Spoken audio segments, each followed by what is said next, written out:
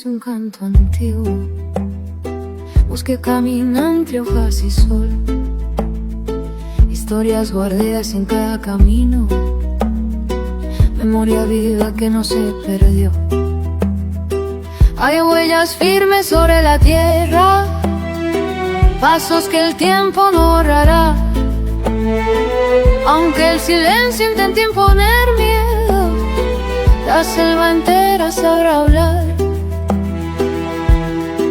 No somos eco que el viento se lleva, somos raíz que vuelve a brotar. Cuando nos niegan crece la fuerza, somos el pueblo que quiere justicia y verdad. Nuestra voz no se apaga, sigue de pie, late en el monte, en la lluvia también. La tierra vive en nosotros, lo sabes bien. Derechos al alcance de todos.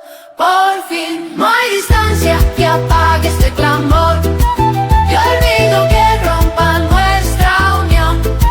Somos historia, presente y visión, defendiendo la vida con el corazón. Bienvenidos al primer capítulo del programa Derechos al Alcance de Radio y TV Digital Voz Indígena. Mi nombre es Stephanie Cadenillas y hoy estamos con un invitado especial. Aquí está Felipe Tapia con nosotros en el set de Radio y TV Voz Indígena, el medio de comunicación de AIDESEP. Porque hoy vamos a hablar de un caso bastante especial y emblemático, ¿no? El caso Sahueto.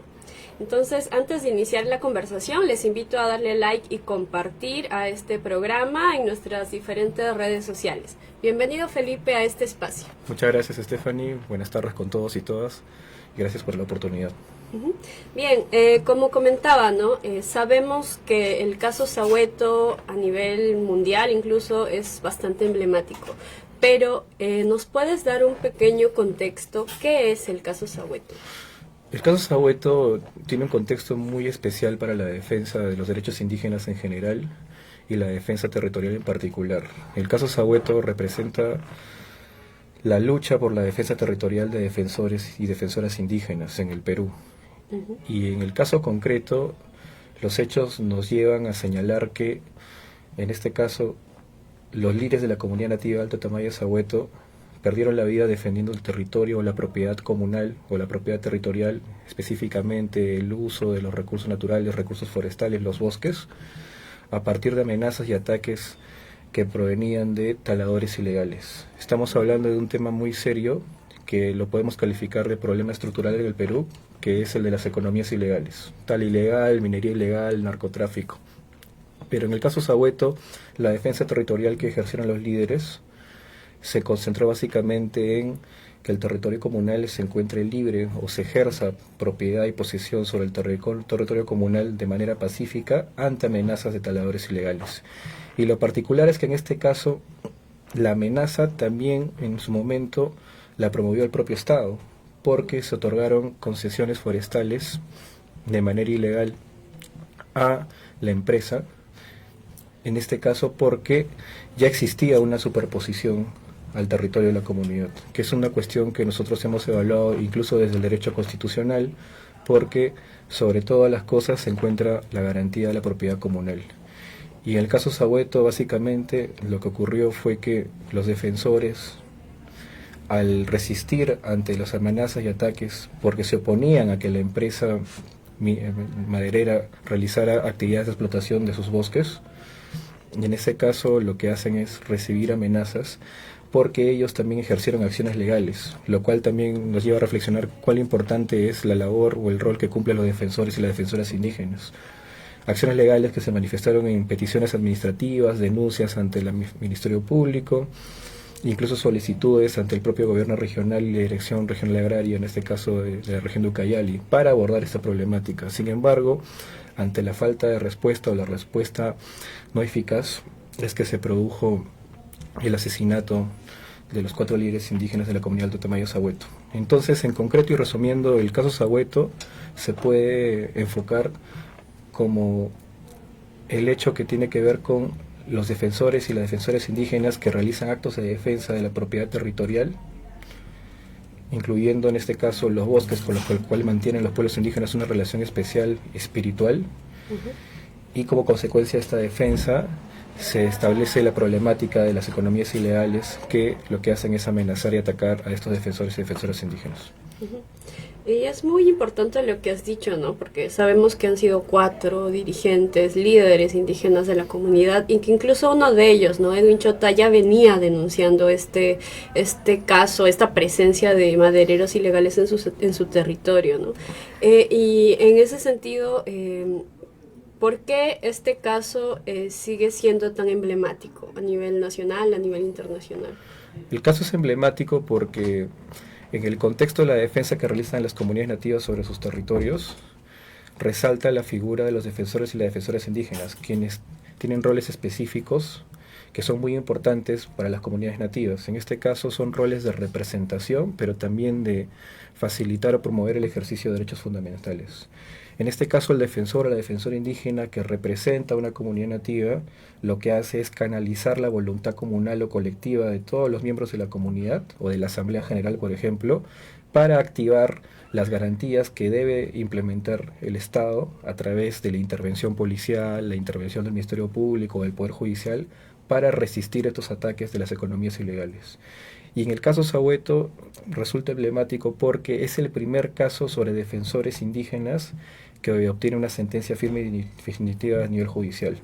Existen lamentablemente otros casos que desde IESEP también hemos venido monitoreando en coordinación con las organizaciones indígenas, por ejemplo el caso de la Quinto Inuma en la región San Martín, del pueblo quichua, o el caso del hermano Mariano Izacama desde la región de Ucayali del pueblo Cacataigo, en donde el factor común es la defensa territorial de la propiedad comunal, la propiedad colectiva. Claro, y justo esta relación que hay, ¿no? Que mencionas entre los territorios, la protección comunal, lo que hace tan importante y tan trascendental que se haya logrado una sentencia condenatoria, ¿no? Porque sabemos que son más de 35 líderes que han sido asesinados, pero hasta la fecha no se ha conseguido mucho, ¿no? Entonces, si nos puedes tal vez comentar qué representa, ¿no?, esta sentencia condenatoria en primera y en segunda instancia para los otros casos y también para la defensa territorial. Primero, debemos resaltar esencialmente el acceso a la justicia, porque estamos en un contexto en donde los defensores y las defensoras indígenas que resisten ante las amenazas y ataques de la criminalidad organizada, lo que persiguen y lo que efectivamente sucede lamentablemente en la práctica es que la respuesta o las medidas de respuesta que debe implementar el Estado para proteger esos territorios, pero también a los defensores y defensoras indígenas, no se realiza o se realiza de manera deficiente por problemas estructurales también que tienen que ver con presupuesto, pero principalmente de la falta de implementación de medidas estatales. Por ejemplo, desde el Ministerio del Interior, lo que siempre se ha requerido también desde las organizaciones indígenas respecto al Ministerio del Interior es que se construya o se implemente un protocolo de respuesta en coordinación con el mecanismo intersectorial de defensores de derechos humanos del Ministerio de Justicia, porque existe todo un aparato administrativo dedicado a, por ejemplo, otorgar medidas de protección para defensores que son amenazados, para articular medidas de respuesta a nivel local o regional cuando existan amenazas o ataques, pero esas medidas de respuesta o esas medidas de protección que son materia de las obligaciones del Estado que debe ejecutar para proteger la integridad física y psíquica, no solamente a nivel individual, sino también a nivel colectivo. Estamos hablando de comunidades nativas que se enfrentan a la criminalidad organizada, no son implementadas adecuadamente. Entonces, el punto central es que las sentencias condenatorias del caso Sahueto representan una manifestación de acceso a la justicia. Ante la falta de medidas de respuesta que en su oportunidad no se pudieron implementar, en la vía judicial a través de estas sentencias se obtiene una manifestación del derecho a acceso a la justicia, en este caso a partir de la representación de las viudas, de los líderes indígenas asesinados, lo cual es muy importante porque una sentencia judicial lo que en resumidas cuentas establece es de que se cometió el delito de homicidio calificado o asesinato en agravio de los líderes indígenas, pero sobre todo el móvil o el motivo de la comisión del delito tiene que ver justamente con restringir la defensa de derechos fundamentales que realizaban los líderes indígenas. Y eso es muy importante porque la comisión de delitos puede tener diversos motivos. Puede ser el lucro, puede ser la venganza, puede ser otro tipo de situaciones. Pero en el caso concreto de la comunidad de Tamaya Sahueto, el objetivo o el motivo por el cual se cometió el delito fue restringir la defensa de derechos fundamentales que realizaban los líderes indígenas. Y eso está plenamente acreditado tanto en la sentencia como, por ejemplo, en los debates que se realizaron en las sesiones de audiencia en segunda instancia, principalmente en la cual participamos, y donde se destacó siempre, por ejemplo, cómo Edwin Chota Valera, en su oportunidad, reiteraba de manera múltiple denuncias ante el Ministerio Público, o presentaba los memoriales o las cartas no firmadas por él, por miembros de la comunidad, donde requerían con mucha urgencia la intervención policial o la articulación con el Estado. Incluso los defensores, como es bien sabido, desde las organizaciones indígenas, a veces cuando no reciben respuesta a nivel local o regional, también recurren a las entidades de alcance nacional. ¿Por qué? Porque no perciben una respuesta. Y no se condice esa falta de respuesta con la emergencia, con la urgencia que se requiere tener ante estas amenazas o situaciones de riesgo. Entonces, el acceso a la justicia es un punto muy importante. El segundo punto, conectado a lo que ya decíamos, es que la valoración judicial que se realizó sobre la comisión del delito con base a las pruebas que se actuaron en el juicio, tanto en primera instancia como en segunda instancia judicial, están directamente vinculadas con el ejercicio de derechos indígenas. Y esto es muy importante, ¿por qué? Porque en el caso de la comunidad Alto Tamaya Sahueto estamos ante un caso donde los hechos tienen que ver estrictamente con el ejercicio de derechos fundamentales de pueblos indígenas. No solamente estamos hablando de personas que sufrieron un ataque y que lamentablemente perdieron la vida por un asesinato, por una serie de posiciones encontradas o reñidas, sino que estamos hablando de que la comunidad y sus líderes ejercían derecho, en este caso el derecho a la propiedad territorial, cuando lo que hacían era requerir que se expulse la actividad ilegal, en este caso respecto a la madera de sus territorios. Pero también hay otros derechos involucrados, por ejemplo, la autonomía organizativa. Como la autonomía organizativa de la comunidad nativa Alto Tamaya Sahueto, esa capacidad de autoorganización, esa capacidad de decisión conllevó a que la representación establecida en los líderes que fueron asesinados también sea afectada con la comisión del delito. O por ejemplo la función jurisdiccional indígena, la justicia indígena. Ellos relataron en el juicio, por ejemplo, en su oportunidad, por ejemplo, el mensaje que brindaron las viudas, o lo que aparece incluso en las múltiples pruebas del expediente, en que se llegó a decomisar madera, ¿no? Y ese acto de decomiso, o en todo caso ese acto de retención de este recurso forestal, ¿qué implica? Implica un acto de ejercicio de un derecho fundamental que es de la jurisdicción indígena, porque ellos, evidentemente en su momento y la comunidad en su conjunto, para la defensa territorial, tuvieron que adoptar decisiones en el marco de su autonomía para aplicar el derecho consuetudinario o las reglas propias de la comunidad, que era que se identificaban que había una actividad que lesionaba, por ejemplo, sus medios de subsistencia, como son los recursos forestales, entonces tendrían que tomar una medida al respecto. Y una de esas era retener, ¿no?, la madera ilegalmente extraída. Esos son actos de autonomía, actos de jurisdicción, actos de propiedad territorial, y todos esos tres elementos son derechos fundamentales reconocidos no solamente en la Constitución, artículos 88, 89, 149 de la Constitución, sino en el convenio 169 de la OIT. Es muy interesante lo que dices, ¿no? Porque al vulnerar o al atentar contra los líderes, se ha atentado también contra la comunidad, ¿no? Y estos derechos colectivos, finalmente. Y justo quería también saber, para todas las personas que nos están viendo, que tal vez no han escuchado antes sobre este caso en específico, que pudieras decirnos un poco más a detalle qué valor ha conseguido, ¿qué valor tiene el haber conseguido las dos sentencias, ¿no?, tanto en primera como en segunda instancia, para este caso, y sobre todo porque ha pasado más de una década, ¿no? Han sido 11 años de lucha, 11 años de retrocesos y avances. Si nos puedes contar a detalle qué valor tiene, ¿no?, esta primera sentencia que luego fue ratificada en segunda instancia. Primero, un valor muy importante que hay que destacar de los defensores indígenas, del rol que ejecutan, que representan, es la resistencia.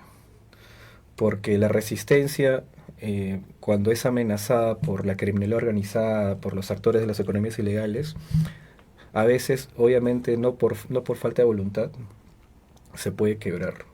Pero en este caso las viudas de los líderes indígenas asesinados resistieron 11 años de proceso judicial, incluso con episodios que generaron mucha frustración, porque en su momento se dictó una sentencia de primera instancia, la cual fue evidentemente apelada por la defensa de los sentenciados, ahora prófugos, y en segunda instancia judicial se revocó esa sentencia, se declaró nula. ¿Por qué? Porque se había identificado a criterio de esa sala penal en su momento que se produjo un defecto en la motivación de la sentencia de primera instancia y sobre todo la falta de valoración de medios de prueba y otros defectos adicionales, lo cual también nos llama a reflexionar sobre la especial atención que deben tener los órganos jurisdiccionales, los juzgados, las salas penales ante estos casos, porque de por medio se encuentra una situación de riesgo permanente. Mientras el proceso judicial se desarrolla, ¿qué ocurría en la comunidad de Totamayo-Sahueto y las viudas y los miembros en general de la comunidad?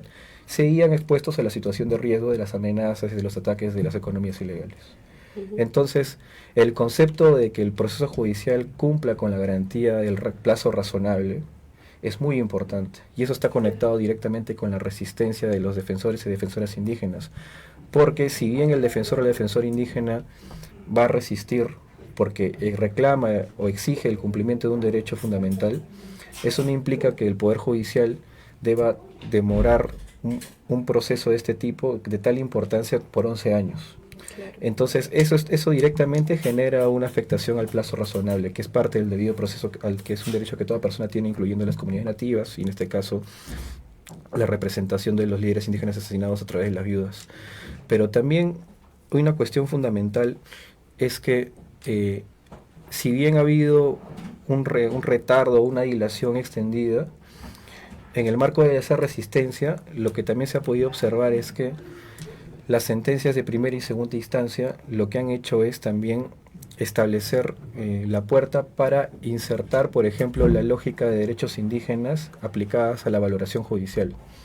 Porque nosotros, por ejemplo, desde la defensa del caso Sahueto, lo que siempre hemos señalado es que al momento de cuantificar la reparación civil, que en segunda instancia se incrementó al doble, es decir, a 400.000 soles en general, para poder lograr ese incremento, ¿qué es lo que teníamos que argumentar? Lo que tú señalabas hace un momento, es decir, que el delito generó afectaciones no solamente individuales en términos de la persona que enfrenta el asesinato, sino también la consecuencia del asesinato, del delito en este caso, afectó a todo un grupo, a la comunidad. Y esa dimensión colectiva, ese enfoque colectivo de las consecuencias del delito, es muy importante tenerlo en cuenta, especialmente en casos de pueblos indígenas o de comunidades nativas que enfrentan criminalidad organizada y por lo tanto enfrentan la comisión de delitos por parte de terceros. Entonces, ese enfoque colectivo sobre las consecuencias del delito que genera un daño, es muy importante que desde los juzgados, desde las salas penales, se inserte en la valoración judicial.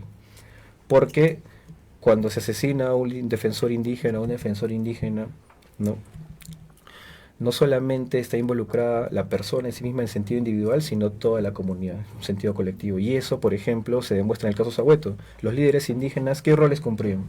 Representación. Cumplían roles de articulación de medidas de respuesta para defender el territorio. ¿Quiénes eran las personas que coordinaban con el Estado para exigir medidas de respuesta ante las amenazas? Los líderes indígenas asesinados. Además de un rol de representación, hay un rol de articulación para el ejercicio de derechos fundamentales, para el ejercicio de la defensa territorial. Y si desaparecen esos líderes, si se eliminan a las personas o a los defensores indígenas que tenían esos roles a su cargo, ¿cómo queda la comunidad? Evidentemente sin capacidad de articular, sin representación. Imaginémonos, por ejemplo, en una comunidad nativa en general cuyo presidente es asesinado, o vicepresidente es asesinado, o su junta directiva. ¿Tiene representación legal en ese momento de situación de riesgo tan urgente, tan importante en términos de defensa? No la tiene. Entonces hay que valorar mucho la capacidad de respuesta con relación a las acciones legales que deben desarrollarse en un plazo razonable, obteniendo respuestas. Claro, claro que sí. Y en todo caso, si se ha logrado, ¿no?, estos avances de la primera sentencia condenatoria, bueno, primera instancia, y luego fue ratificada en segunda instancia. ¿Por qué eso no ha significado el final del camino? ¿Qué ha pasado? No ha significado el final del camino porque la propia estructura procesal en el Perú permite que los sentenciados interpongan un recurso de casación para que la Corte Suprema pueda revisar las sentencias. Y eso efectivamente es lo que ha ocurrido. Una vez dictada la sentencia de segunda instancia por la Sala Penal de Apelaciones de la Corte Superior de Justicia de Ucayali, los sentenciados, los 4, interpusieron a través de sus abogados los recursos de casación para que el expediente y el caso en general se eleve a la Corte Suprema para que ellos puedan discutir o proponer que se dicte su absolución o se declaren nulas las sentencias ya dictadas. Estamos hablando de dos caminos o dos posibilidades, porque el pedido de los sentenciados tiene dos opciones. La primera es de que la Corte Suprema, revisando las sentencias, modifique el fallo de segunda instancia y decida absolverlos. Y la segunda posibilidad es que, y que también lo han planteado en las pretensiones de sus recursos, es que en caso no proceda la primera, se determine de que las sentencias tienen un grave defecto y por lo tanto sean declaradas nulas o se ordene un nuevo juicio, así como ocurrió en la primera oportunidad. Eso es lo que han planteado los sentenciados de sus recursos. Por lo tanto, lo que nos corresponde ahora es continuar con el seguimiento, porque nosotros también hemos planteado un recurso de casación, pero no en el extremo de la pena, porque como actor civil no estamos autorizados legalmente para eso, pero sí para cuestionar, por ejemplo, las medidas de reparación. En este caso, por ejemplo, la reparación civil, pero también otro tipo de medidas que creemos que son muy importantes. Por ejemplo, el ámbito de la afectación psicológica a las viudas. Hay medidas que quizás desde el órgano jurisdiccional se pueden dictar, como los casos, por ejemplo, que se han desarrollado a nivel interamericano con las sentencias de la Corte Interamericana de Derechos Humanos. No solamente las medidas de reparación incluyen la indemnización a través de la reparación civil en dinero, sino otro tipo de medidas de reparación que son simbólicas, pero tienen un sentido reparador. Y luego también, ¿no?, nosotros lo que hemos propuesto es de que la valoración judicial, a propósito de lo que hemos mencionado hace un momento, incluye el enfoque colectivo de derechos indígenas. Nuevamente insistimos en esto, que las consecuencias del delito generaron una afectación no solamente a las personas o a los líderes indígenas que sufrieron el asesinato, sino a toda la comunidad. Claro, y es bastante importante lo que mencionas, ¿no? Eso, como se ha venido conversando, esa afectación colectiva. Recientemente nos hemos enterado de que los 4 sentenciados por este cruel crimen han sido incluidos en la lista de los más buscados, ¿no?, del programa de recompensas del Ministerio del Interior. ¿Esto ha implicado algún tipo de cambio o no? Al momento no tenemos noticias sobre la ubicación de los sentenciados que se encuentran prófugos. Sí, lo que hay que destacar es que el hecho de que hayan sido incluidos por parte del Ministerio Interior en la lista de más buscados y se haya establecido una recompensa de más de 50.000 soles por información que dé lugar en que se ubican cada uno de estos sentenciados, ha sido una acción de incidencia producto del impulso de las viudas. Porque claro, si bien la sentencia condenatoria establece la responsabilidad penal y por lo tanto las órdenes de ubicación y captura, al momento en que se dictó el fallo no existía, por ejemplo, la inclusión de los sentenciados en la lista de los más buscados. Entonces, al no existir esa medida en ese momento, estamos hablando de fines del año pasado, entonces lo que se necesitaba era reforzar las medidas desde el Estado para justamente obtener lo que estamos buscando, que es parte del acceso a la justicia, es que se cumpla el fallo en términos de la ubicación y captura de los sentenciados.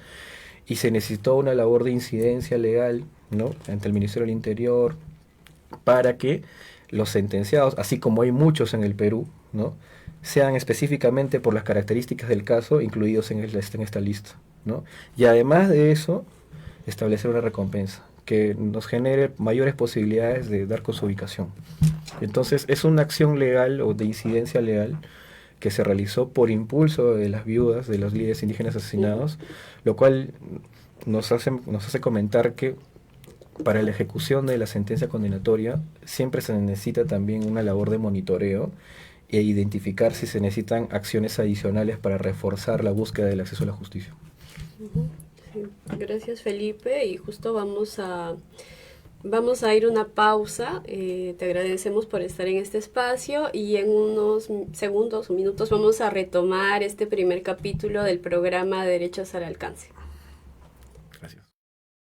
Lenguas que guardan saberes profundos que el mundo debe escuchar. No es solo lucha, es vida que crece, es territorio, identidad. Es el futuro que exige respeto, es libertad. Conocer nuestros derechos es el primer paso para defenderlos. Llega Derecho al Alcance, un espacio donde explicamos de manera clara y sencilla las normas que protegen nuestro territorio, identidad y participación. Infórmate, aprende y fortalece tu comunidad. Escúchanos por Radio Voz Indígena. Derechos al Alcance, información que empodera. El conocimiento es poder. En Caminos del Saber, exploramos medicina tradicional, biodiversidad y cultura indígena, con enseñanzas que pasan de generación en generación. Un programa para fortalecer nuestra identidad y nuestro futuro. Por Radio Voz Indígena, Caminos del Saber, conocimiento que transforma. Cuando la comunidad habla, el cambio comienza. Llega Voz Comunitaria, el espacio donde escuchamos tus opiniones, tus propuestas y las necesidades de nuestros pueblos. Un programa para dialogar, informar y construir juntos soluciones desde el territorio. Participa y haz escuchar tu palabra. Por Radio Voz Indígena, Voz Comunitaria, la fuerza de nuestra gente. Estamos de regreso en el primer capítulo del programa Derechos al Alcance de Radio y TV Voz Indígena de AIDESEP. Nos encontramos con Felipe Tapia, quien es asesor legal de AIDESEP y también forma parte de la defensa de las familias de Sahueto. Entonces vamos a continuar con esta conversación y antes les invitamos a darle like y compartir este programa a través de las redes sociales. Felipe, coméntanos, ¿cuál es tu rol o cuál fue tu rol en la defensa de las familias de Sahueto?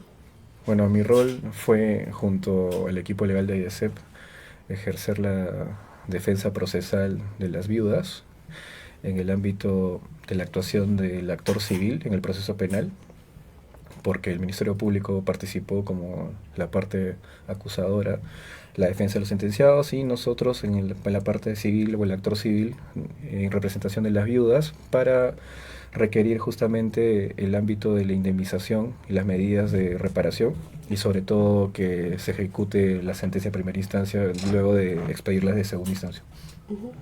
Ya, y nos puedes comentar cuál es lo último, ¿no? ¿Qué novedades tenemos ahora en 2026 relacionadas al caso Sahueto? Bueno, hemos tomado conocimiento que dos de los sentenciados, los hermanos Atachi Félix, Yosimar y segundo Atachi Félix, a través de su abogado, han interpuesto una demanda de habeas corpus solicitando a un juzgado penal en la Corte Superior de Justicia de Ucayali que declare nulas las sentencias. La demanda de habeas corpus es un mecanismo procesal que se encuentra reconocido en el nuevo Código Procesal Constitucional y se ejerce cuando se considera que, por ejemplo, una resolución judicial, llámese sentencia, ha violado derechos fundamentales, en este caso de las partes que han sido sentenciadas. Sin embargo, hay que destacar aquí, y es muy importante señalarlo, que esta demanda se interpone pese a que la defensa legal de los sentenciados sabe y conoce que se encuentra prohibida, o en todo caso es improcedente una acción de este tipo, cuando existe todavía un recurso de casación en trámite ante la Corte Suprema. Es decir, la premisa legal establece que si uno va a recurrir a la vía constitucional a través de la acción de habeas corpus, primero tiene que agotar el proceso penal. Y en el proceso penal o en el proceso judicial ordinario, como se le denomina, todavía se encuentra en trámite ante la Corte Suprema a través del recurso de casación que los propios sentenciados han interpuesto. Entonces, ante la Corte Suprema y el recurso de casación, mediante este recurso, los sentenciados han postulado los mismos argumentos que han postulado en la demanda de habeas corpus. Entonces estamos ante una demanda que es claramente improcedente, en tanto no se ha agotado la vía del proceso judicial ordinario, esta vez el proceso penal. Ahora, también es importante señalar que este tipo de acciones, como la de habeas corpus que hemos identificado, porque hemos tomado conocimiento también a través de los medios de comunicación, y a partir de eso hicimos una indagación y efectivamente identificamos que existía una demanda en trámite con un expediente ya asignado, incluso con una resolución judicial del tercer juzgado de investigación preparatoria de la Corte Superior de Justicia de Ucayali, que admitía esa demanda a trámite. A partir de esa indagación, lo que hemos hecho nosotros es solicitar al juez que tiene a cargo este proceso que admita a las viudas en este proceso para ejercer la defensa de las sentencias a través de la solicitud de incorporación al proceso como litisconsorte facultativo. Básicamente es la figura procesal por la cual, cuando una parte que actúa en un proceso penal, en este caso el actor civil a través de las viudas, siente que hay la posibilidad de una sentencia que va a afectar lo que ya ha obtenido, en este caso las sentencias condenatorias, tiene derecho a participar en ese proceso. Es decir, en el proceso de habeas corpus, las viudas tienen derecho a participar para defender las sentencias condenatorias que han obtenido en el proceso penal, porque esas sentencias son la manifestación de su derecho de acceso a la justicia. Y la regla, como lo ha establecido el Tribunal Constitucional también, es que si en un proceso penal el actor civil que ha obtenido, por ejemplo, la reparación civil, identifica que en otro proceso, como el de habeas corpus, hay la posibilidad de que esas sentencias se reviertan o se anulen, entonces tiene derecho a participar en este segundo proceso para defender lo que considera válido, que es justamente la firmeza o la vigencia de estas sentencias condenatorias. Entonces, eso es lo que nosotros hemos postulado ante el tercer juzgado de investigación preparatoria, justamente señalando precedentes del Tribunal Constitucional, ¿no?, para decir de que, en tanto la sentencia que pueda dictar este juez de habeas corpus, si es que admite o recoge los argumentos de los sentenciados, obviamente va a afectar a las viudas. Claro. Porque si se anulan las sentencias, desaparece la pena, desaparece la reparación civil, pero sobre todo se restringe nuevamente el acceso a la justicia. Hemos solicitado al juez de investigación preparatoria que admita la incorporación de las viudas, pero hasta el momento solamente hemos obtenido una respuesta que no se corresponde con lo que hemos planteado, porque nuestra solicitud fue concreta: admita la incorporación, en este caso, del actor civil en el proceso penal a través de las viudas en este proceso constitucional de habeas corpus. Sin embargo, la respuesta que recibimos fue: se tendrá presente, o el denominado téngase presente, que se establece generalmente en las resoluciones judiciales. Pero esa no es una respuesta de fondo. Lo que nosotros estamos buscando es que el juez señale: se admite o no se admite a la parte civil del proceso penal en este proceso constitucional. Y por eso es que hemos reiterado el pedido, ¿no?, solicitando de que la resolución judicial que señala téngase presente no es una respuesta. Claro. No se condice con lo que hemos planteado. Entonces hemos reiterado nuestro pedido y hemos solicitado expresamente que se pronuncie sobre nuestra admisión en el proceso. Y estamos a la espera de esa respuesta. También hemos tomado conocimiento que este juez felizmente ya dictó sentencia en este proceso de habeas corpus, estamos hablando de la primera instancia, y ha señalado de que la demanda de habeas corpus es improcedente por las razones que acabamos de comentar, porque no se ha agotado todavía el recurso de casación ante la Corte Suprema, y por lo tanto este juez o este juzgado no se puede abocar a un proceso judicial existiendo uno ya en trámite. Claro.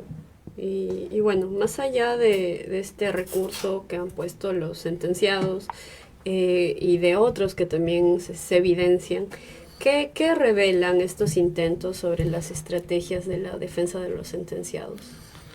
Bueno, lo que revela fundamentalmente es que están buscando cualquier situación o cualquier espacio para declarar la nulidad de las sentencias, pero incluso tomando como referencia premisas que no tienen ningún tipo de respaldo jurídico. Y esto es importante señalarlo. ¿Por qué? Porque esta es una conducta que ya la hemos identificado en el transcurso del juicio en segunda instancia. Recordemos muy bien que incluso se produjo un episodio muy lamentable en donde los abogados de los sentenciados se retiraron, faltándole el respeto sobre todo a los jueces que conformaron la sala, porque sin ningún tipo de justificación pasaron a retirarse porque no estaban de acuerdo con una de las decisiones que adoptó el tribunal en su momento sobre la incorporación de pruebas nuevas, fuera de plazo obviamente, y por lo tanto no podían ser admitidas. Pero lo cierto es de que ese tipo de acciones también las identificamos en esta nueva demanda de habeas corpus, porque lo que se está señalando en la fundamentación, a grandes rasgos lo comento,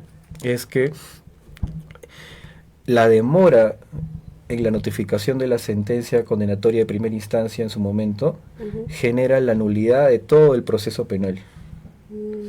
Si puedes explicarlo en palabras. ¿Qué significa esto? Significa que el Código Procesal Penal establece que cuando concluye el juicio oral, con los debates y las argumentaciones, el colegiado o el juzgado tiene un plazo para emitir la sentencia, ¿no? Se delibera, se emite la sentencia. Pero luego también lo que se tiene que hacer es notificar la sentencia. Son dos etapas. Se dicta o se emite la sentencia y luego se notifica. Lo que dice la defensa de los sentenciados Atachi y Félix es que como la notificación se ha producido luego de un tiempo de más o menos 4 semanas, ¿no? Aproximadamente, entonces ese lapso o ese periodo de tiempo genera la nulidad de todo el proceso judicial porque debió ser casi inmediatamente después del leído el fallo en audiencia. Entonces esa demora calificada así por ellos genera a su criterio la nulidad de todo el proceso judicial. Y eso es totalmente incorrecto y no tiene ninguna razón de ser. ¿Por qué? Porque si bien hay una obligación de los jueces de notificar las sentencias con el texto íntegro de la sentencia, considerando que el caso Sahueto es un caso complejo en donde la sentencia tiene muchas páginas, ¿no? Si bien hay una obligación de notificar de manera más inmediata, el hecho de que no se cumpla esto no significa que todo el proceso judicial es nulo. En todo caso, el proceso judicial será nulo si, por ejemplo, se identifica que se violó el derecho de defensa de los sentenciados, si es que no se valoró alguna prueba que ofrecieron, si es que no se les permitió ejercer algún acto de defensa. Pero una demora por una notificación no puede ser argumento para nulificar todo un proceso judicial. Podrá generar responsabilidad administrativa de los jueces por haberse demorado.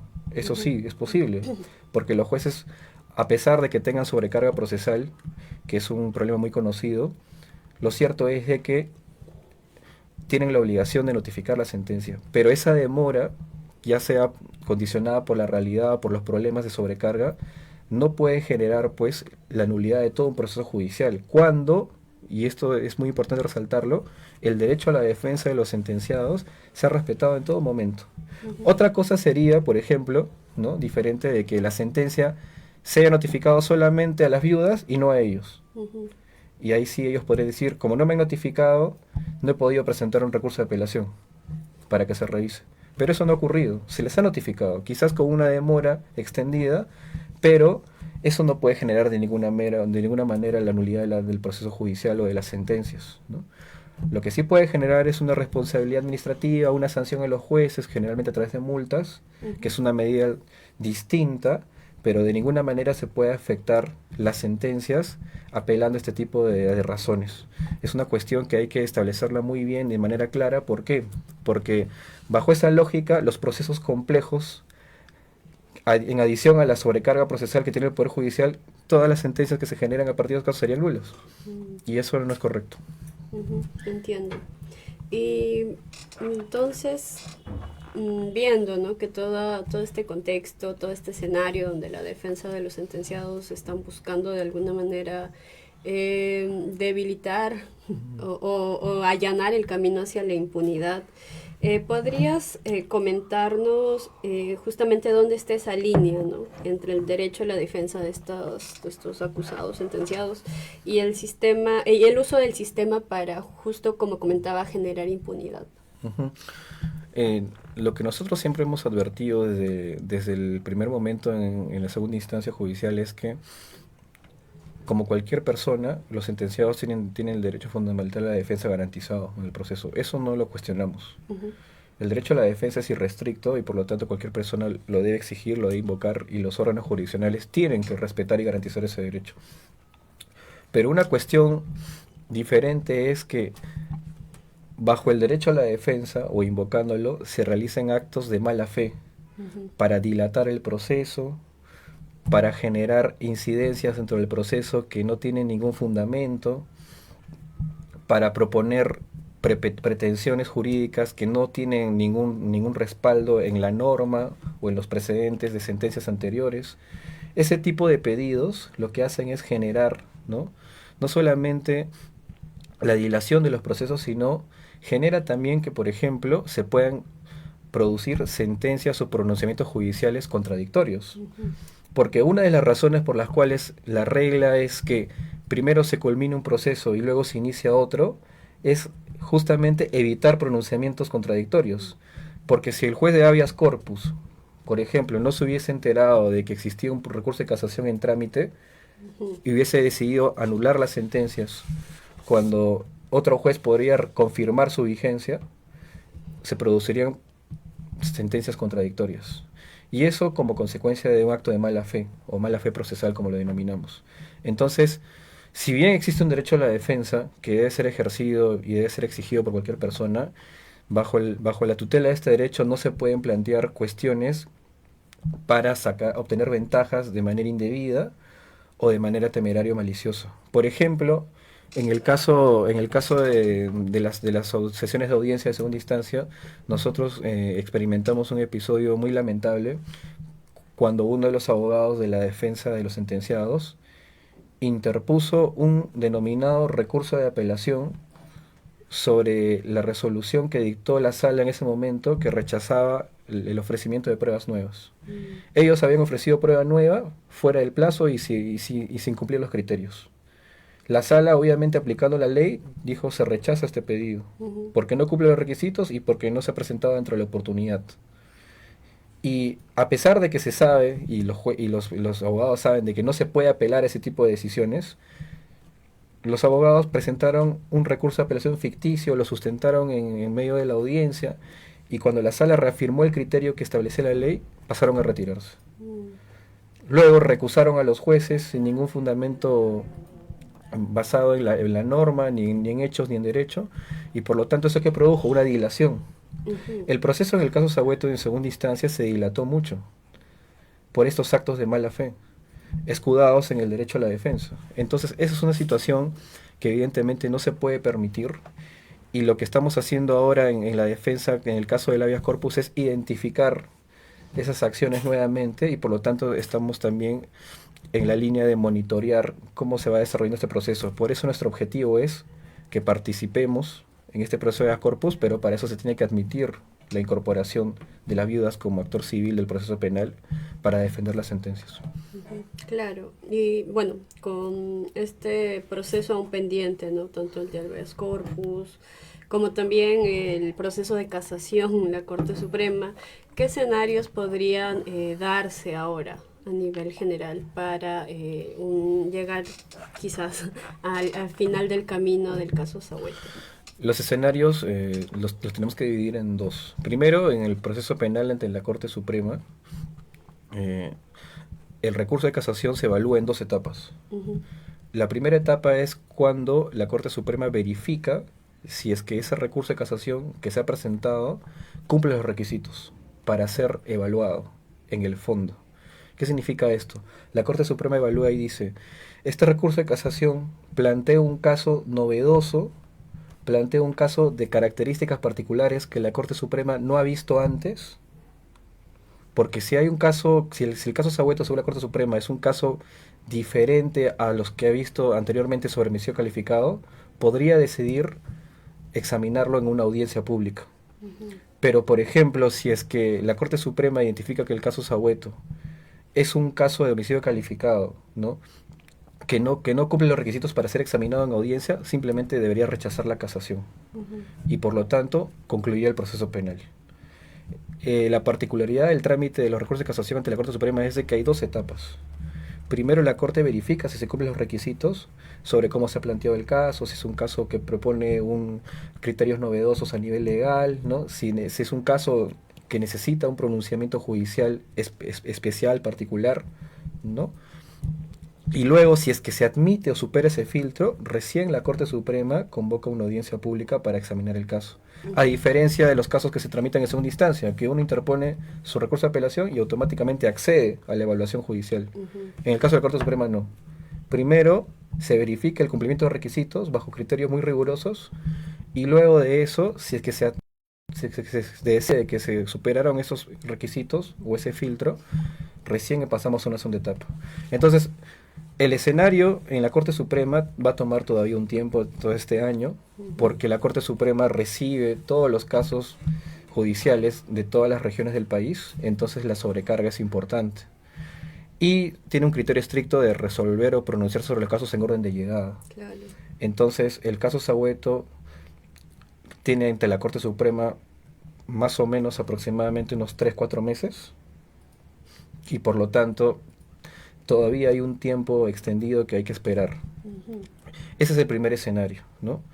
Si supera el primer filtro o la primera etapa, pasaríamos a la audiencia pública, y luego de esa audiencia, eventualmente la Corte Suprema dictará una sentencia de casación, ¿no? En donde puede decidir dos cosas, como ya hemos mencionado. Primero, confirmar la sentencia o absolver. Y en segundo lugar, declarar nulas las sentencias y ordenar un nuevo juicio.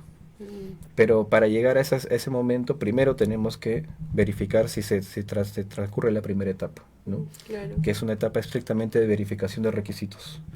Y en el segundo escenario, o en el proceso de habeas corpus, hay una situación muy particular que tiene que ver con estrategia por parte de los abogados, que nosotros consideramos, como hemos señalado, actos que tienen que ver con intentar sorprender a los juzgados, ¿no? Por ejemplo, ya se sabe muy bien que esta demanda de habeas corpus es improcedente porque no ha cumplido el requisito de haber agotado el proceso penal previamente. Pero lo que nosotros creemos es que la defensa de los sentenciados está buscando es agotar la segunda instancia en este proceso de habeas corpus, sabiendo que también puede ser rechazada la demanda nuevamente, y acceder al Tribunal Constitucional. Porque finalmente el Tribunal Constitucional es el órgano jurisdiccional en el Perú de cierre. Es decir, cualquier sentencia del Poder Judicial, incluyendo las de la Corte Suprema que puede expedir, finalmente son revisadas en última y definitiva instancia ante el Tribunal Constitucional. Ha pasado con los casos emblemáticos de, por ejemplo, políticos que ya sabemos, ¿no? Expresidentes como Ollanta, Keiko Fujimori, etcétera, en donde el Tribunal Constitucional, los cuales el Tribunal Constitucional toma una decisión de cierre, examinando incluso sentencias de la Corte Suprema, que es la última instancia o la más alta instancia en la vía del Poder Judicial. Entonces, lo que nosotros creemos es que la defensa de los sentenciados, sabiendo que la demanda de habeas corpus es improcedente por no haber agotado el requisito de haber culminado el proceso penal previamente, lo que quieren hacer es llegar al Tribunal Constitucional, y si en ese transcurso el recurso de casación es rechazado, ya llegaron al tribunal y ganaron tiempo. Y el tribunal podría resolver sí examinar el caso. ¿Por qué? Porque el tribunal, ¿qué es lo que va a identificar? Va a decir, está bien, si bien la demanda de habeas corpus es improcedente porque no respetó la regla que hemos mencionado, cuando ya llegó a mi jurisdicción, al Tribunal Constitucional, ya la casación había sido rechazada. Así que yo no puedo obligar a esta parte a iniciar nuevamente todo el proceso, porque eso sería someterlo a la garantía, a someterlo a un proceso dilatado donde el plazo razonable no se respetaría. Por lo tanto, yo voy a resolver el caso sabiendo de que no ha cumplido ese requisito anteriormente. Y eso pasó en el caso de Ollanta. En el caso de Ollanta, ¿qué fue lo que pasó? Se interponen demandas de habeas corpus, ¿no?, en la vía constitucional para que lleguen al Tribunal Constitucional, pero al mismo tiempo la Corte Suprema no había terminado de resolver, no se había pronunciado. Y cuando se pronuncia la Corte Suprema de manera negativa, ya el caso estaba en el Tribunal Constitucional. Y el tribunal, ¿qué dice?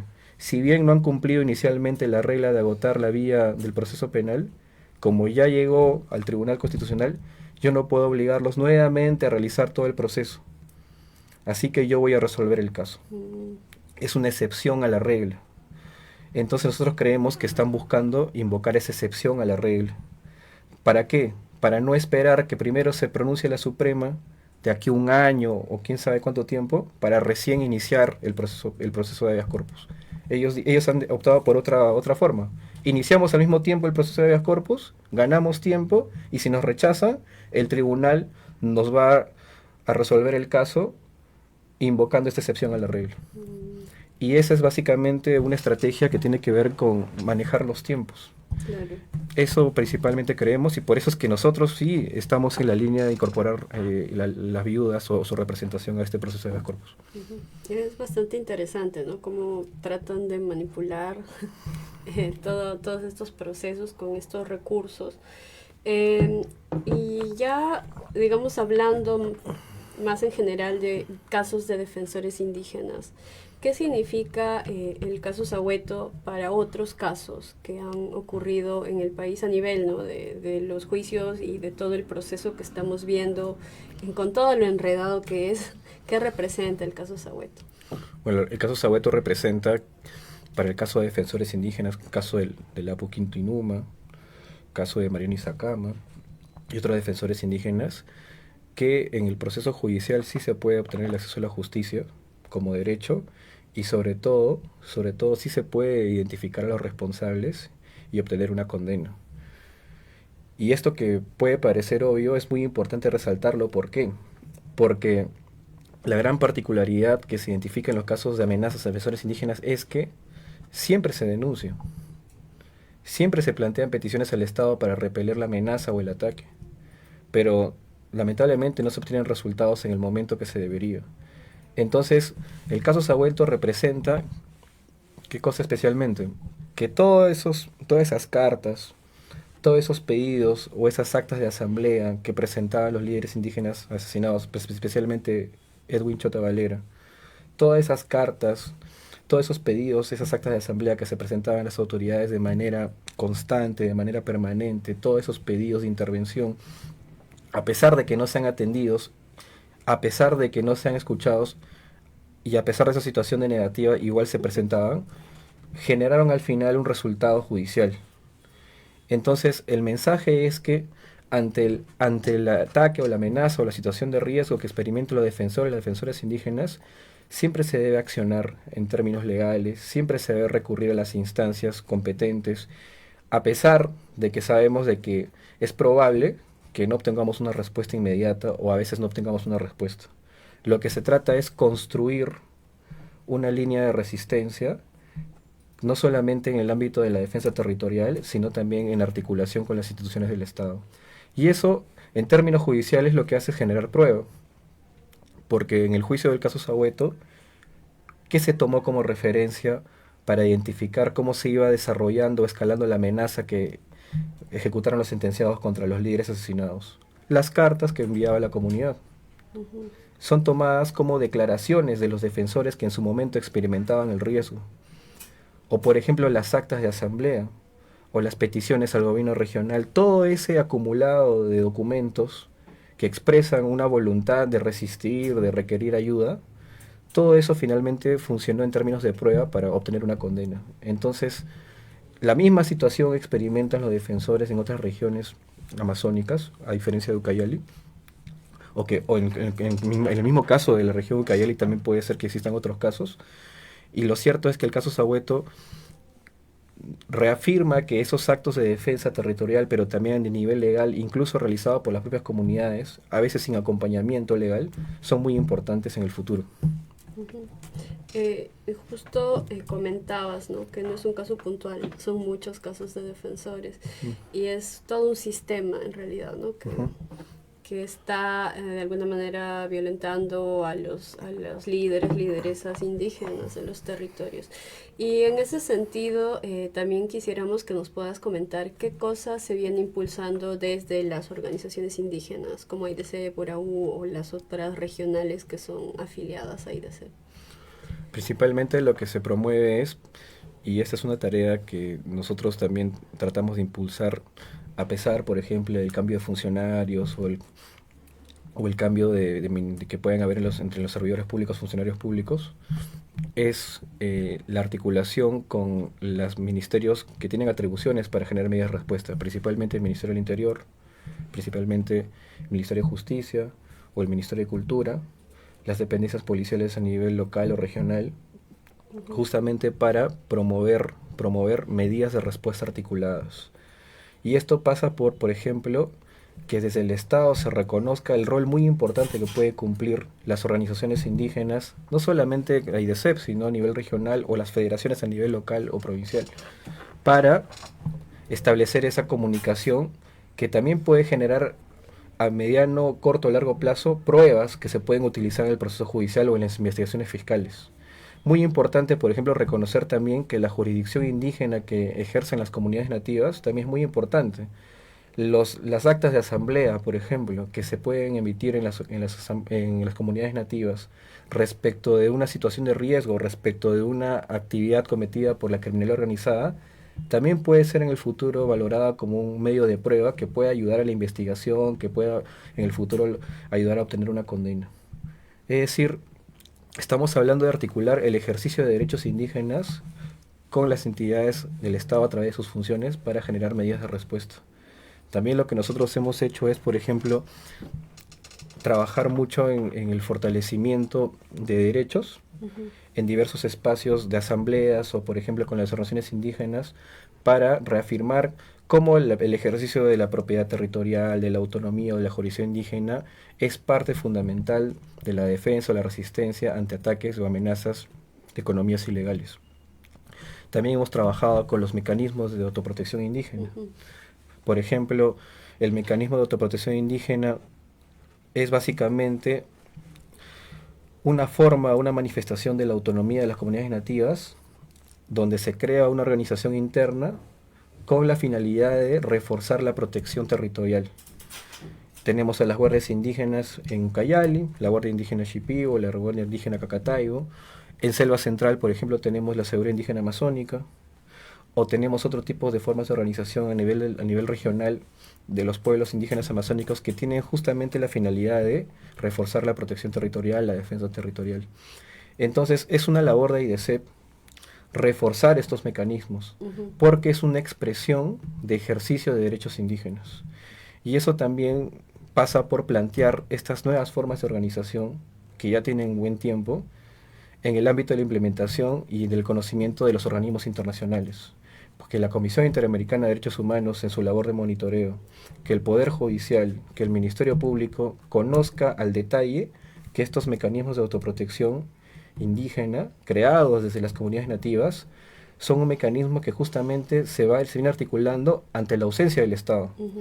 Porque si el Estado no llega a través de sus instituciones para repeler la amenaza o para eliminar las situaciones de riesgo, son las propias organizaciones indígenas, los pueblos indígenas, las comunidades nativas, los que ejerciendo jurisdicción, propiedad y autonomía, tienen que establecer una línea de resistencia y defensa territorial.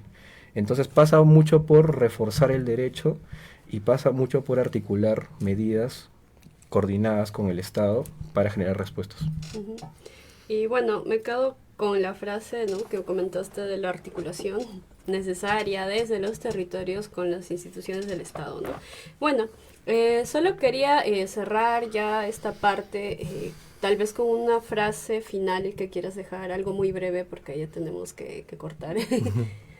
Bueno, yo lo que sí quisiera comentar desde mi experiencia como parte del equipo legal de IDESEP es que es muy importante promover la defensa o la resistencia territorial, en este caso desde las comunidades nativas y las organizaciones indígenas, pero también generando estas acciones como ocurrió en el caso Sahueto y como generalmente también hacen los defensores y defensoras indígenas, es dejar constancia de los pedidos, las peticiones o las denuncias a partir de estos hechos lamentables que generan riesgos o amenazas, dejar constancia ante las instituciones del Estado. Es muy importante, pese al temor, pese a las amenazas, pese al riesgo, que obviamente es entendible, es muy importante articular estas medidas y sobre todo dejar constancia a través de acciones legales, que no necesariamente tienen que ser acciones legales complejas. No estamos hablando de demandas judiciales, no estamos hablando de denuncias elaboradas a través de un expediente fortalecido, no, estamos hablando de peticiones, ¿no?, testimonios, actas de asamblea, expresiones de resistencia que en el futuro son muy importantes porque se convierten en prueba.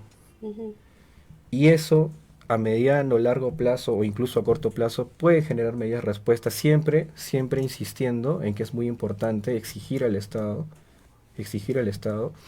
que las medidas de respuesta tienen que ser coordinadas con las organizaciones indígenas en espacios de decisión. Eso es muy importante. Muchas gracias, Felipe. Y bueno, hemos llegado a la parte final de este programa Derechos al Alcance de Radio y TV Voz Indígena. Nos acompañó hoy día Felipe Tapia, quien es asesor legal de AIDESEP y también forma parte de la defensa técnica de las familias de Sahueto. Les agradecemos a ustedes por escucharnos y sintonizarnos a través de nuestras diferentes redes sociales. Y también agradecemos al equipo, ¿no?, que está detrás de la producción, Aldaira Rece y Elvio Cairuna. Vamos a continuar con los programas más adelante y vienen varias novedades. Muchas gracias. Gracias.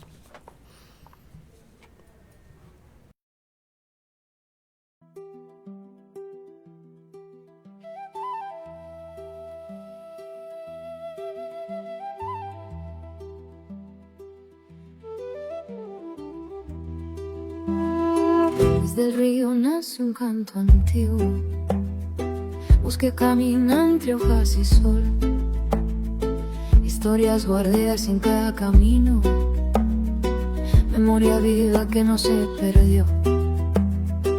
Hay huellas firmes sobre la